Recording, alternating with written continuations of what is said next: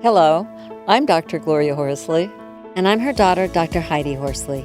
Heidi and I want to welcome you to Open to Hope Conversations, the podcast.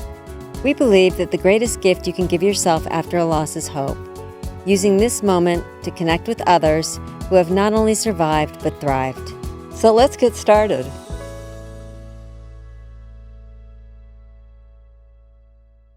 Welcome to the Open to Hope Show. I'm your host, Dr. Gloria Horsley, with my daughter and co-host, Dr. Heidi Horsley. Well, Heidi, we are going to talk about pregnancy loss today, and it's so important because I know you had some pregnancy losses, and let's get started because I know there are people that are listening to this show that want to know what the problems and how to deal with it is. So you want to introduce our guest? Sure. Like you said, Mom, I think it's such an important topic because there are so many families out there that have dealt with pregnancy loss and so many women that have had pregnancy loss. And it is not talked about enough and it's often minimized. And as you know, I've had 2 miscarriages. And so it's something that is near and dear to my heart. And our guest today has been on the show before, and she's wonderful and very knowledgeable on this topic. And her name is Dr. Erica Goldblatt Hyatt. She is a professor at Rutgers University and the Department of Obstetrics, Gynecology, and Reproductive Sciences at Robert Wood Johnson Medical Center. She is also the author of Grieving for the Sibling You Lost, The Teen's Guide to Coping with Grief and Finding Meaning After Loss. So welcome to the show, Erica. Thank you so much. I'm so grateful to be here, and I'm so glad that you're willing to shine a spotlight on something that many people grieve in silence about. Mm-hmm.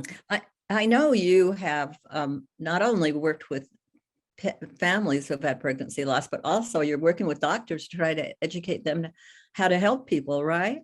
Yes, actually, I am fortunate to do a job that I love, and I get to educate a lot of clinicians. I get to work with physicians. I get to work with genetic counselors. Recently, I trained nurse practitioners in this type of loss. And what's so heartening to see is even now versus 5 or 10 years ago, there's real interest and there's a real goal in medical education to get providers up to speed with how they can support their patients when they've gone through a pregnancy loss.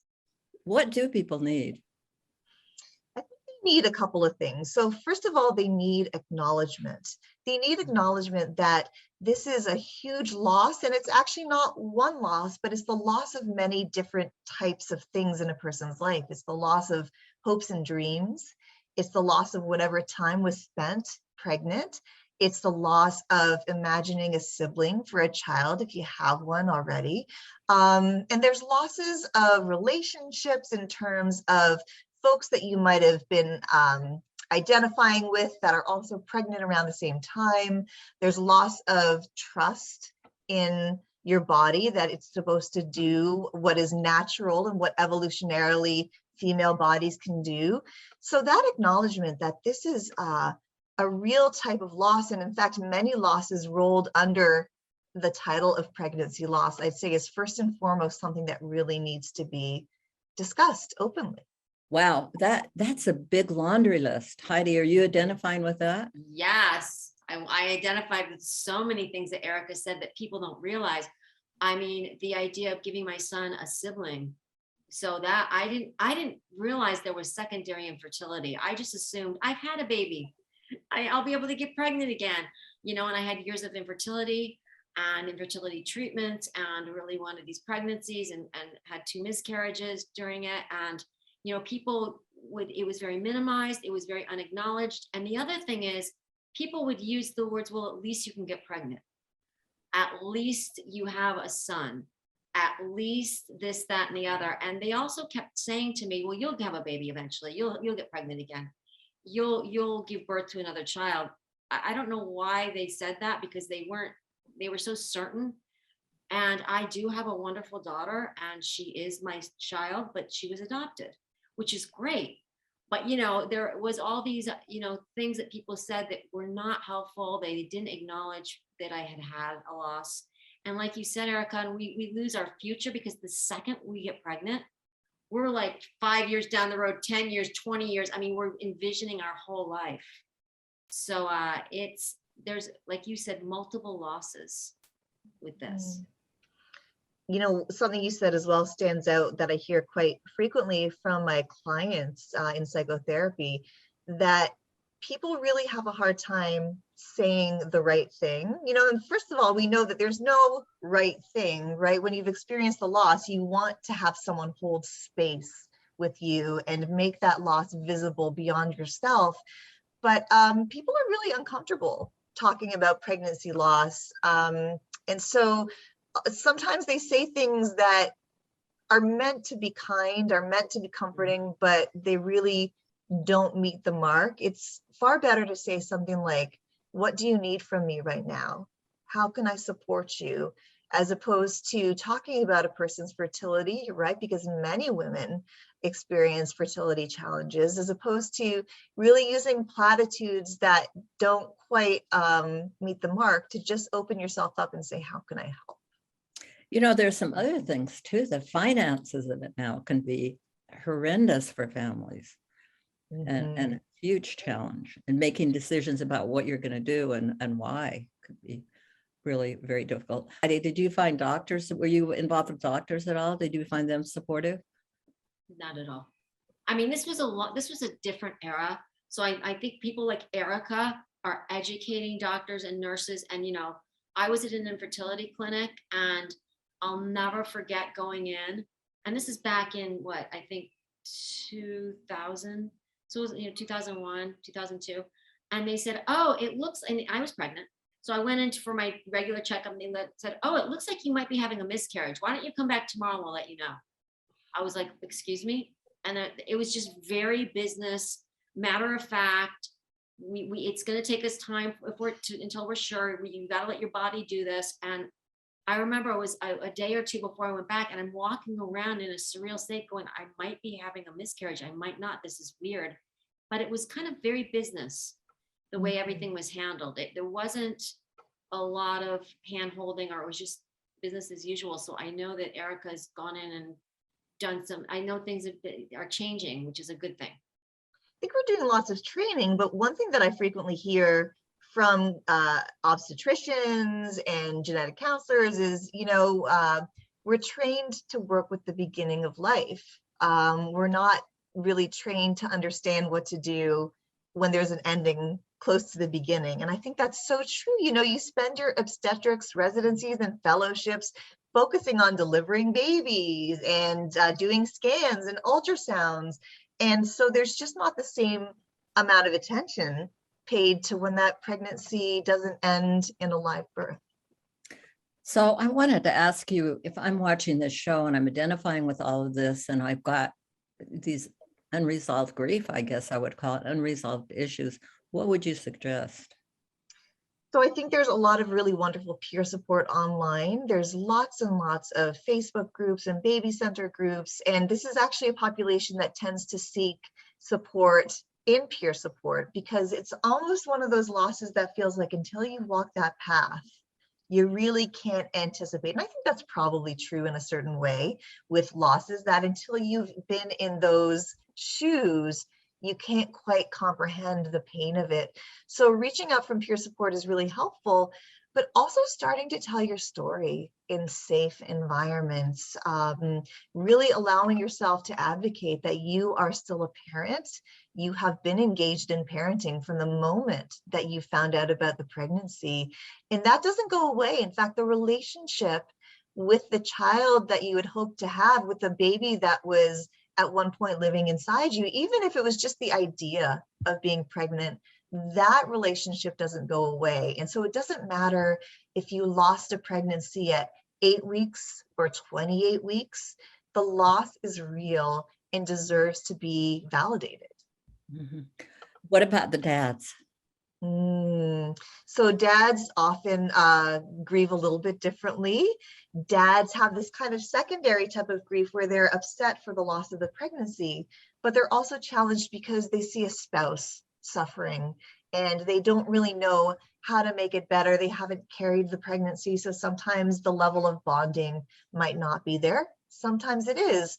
So I frequently see dads trying to get back to business as usual, trying to solve problems, things that really feel concrete and solvable and manageable. They kind of run right to those tasks. And I think it's okay to holding space, feeling the sadness, sitting with your spouse as you start to acknowledge all those pieces of loss that have happened, and looking less for solutions, because unfortunately, there isn't a whole lot that can be done after this loss to make it better, to improve it. It's just really a matter of sitting with it and feeling the feelings.